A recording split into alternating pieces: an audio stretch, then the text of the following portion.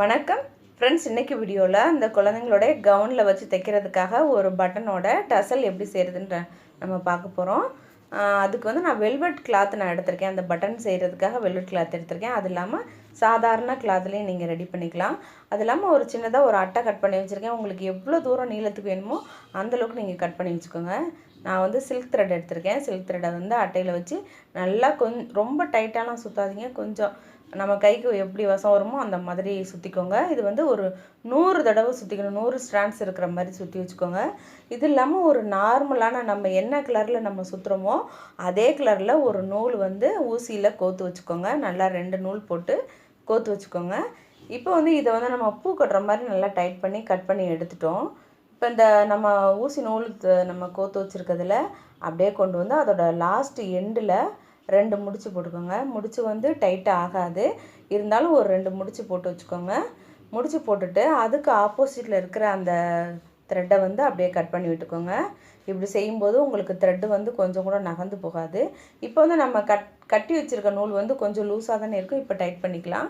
Tight பண்ணிவிட்டு வேணும்னா இன்னொரு முடிச்சு கூட நீங்கள் போட்டுக்கோங்க. போட்டுட்டு அந்த கொஞ்சம் எக்ஸஸாக இருக்குது பாருங்கள், அந்த நூலை மட்டும் கட் பண்ணி விட்டுக்கோங்க. அங்கே பெரிய நூலாக இருக்கிறது அது அப்படியே இருக்கட்டும். சின்னதாக கொஞ்சோண்டு இருக்குல்ல, அதை மட்டும் கட் பண்ணி எடுத்துக்கலாம். இப்போ வந்து அந்த த்ரெட்டை வந்து 2ஐயும் சரிசமமாக சரி பண்ணி விட்டுட்டு அந்த எக்ஸஸாக இருக்க நூலை இப்போ கட் பண்ணுறோம். இப்போ வந்து அப்படியே பூ கட்டுற மாதிரி ஒரு 2 தடவை நாட் போட்டுட்டு நல்லா சுற்றிக்கோங்க டைட்டாக. இப்படி சுற்றும் போது அது கொஞ்சம் கூட நகர்ந்து வராமல் இருக்கும். நல்லா டைட்டாக சுற்றிட்டு இப்போ வந்து கீழே வந்து எக்ஸஸாக இருக்குது பாருங்கள், அதாவது அன்ஈவனாக இருக்கும். அதெல்லாம் நம்ம வந்து அப்படியே சிசரில் வந்து ட்ரிம் பண்ணி விட்டுருக்காங்க. ட்ரிம் பண்ணி விட்டிங்கன்னா ரொம்ப அழகாக வந்துடும். உங்களுக்கு இந்த சில்க் த்ரெட் வந்து ரொம்ப அழகாக இருக்கும். நீங்கள் இந்த மாதிரி ரெடி பண்ணி பாருங்கள். இது கொஞ்சம் ரொம்ப ஈஸியான மெத்தடு தான். இது மாதிரி நீங்கள் எவ்வளோ வேணால் செஞ்சுக்கலாம். சாரியோட அந்த முந்தானையில் கூட நீங்கள் வச்சு தைச்சிக்கலாம். சுடிதார்லேயும் கூட நீங்கள் வச்சு தைச்சிக்கலாம். இப்போ வந்து அந்த பட்டன் வந்து நான் வெல்வெட் கிளாத் எடுத்து அதோட சென்டரில் வச்சுருக்கேன். பட்டன் வந்து சென்டரில் தான் இருக்கணும் முக்கியமாக, இல்லாட்டா நகர்ந்து வந்துடும். நல்லா சென்டரில் வச்சுட்டு நல்லா முதல்ல கையிலேயே நல்லா முறுக்கி விட்டுக்கோங்க. முறுக்கி விட்டுட்டு அதே கலர் த்ரெட் எடுத்துக்கோங்க. த்ரெட் எடுத்து நல்லா டைட்டாக சுற்றி விட்டுக்கணும். கொஞ்சம் கூட கேப் இருக்கக்கூடாது. நல்லா டைட்டாக சுற்றிக்கிட்டிங்கன்னா தான் நம்ம வந்து அந்த பட்டன் வந்து அவ்வளோ சீக்கிரம் வராது. அதனால் நல்லா டைட்டாக சுற்றிக்கலாம். நீங்கள் வந்து உங்கள் குழந்தைங்களோட ஃப்ராக்குக்கு எந்த கலர் வேணுமோ அந்த கலரில் நீங்கள் கிளாத்தில் பட்டன் ரெடி பண்ணிக்கோங்க. நான் வந்து என்னோடய குழந்தைக்கு வந்து அந்த மெரூன் கலர் கிளாத்து தான் நான் வந்து ரெடி பண்ணியிருக்கேன்.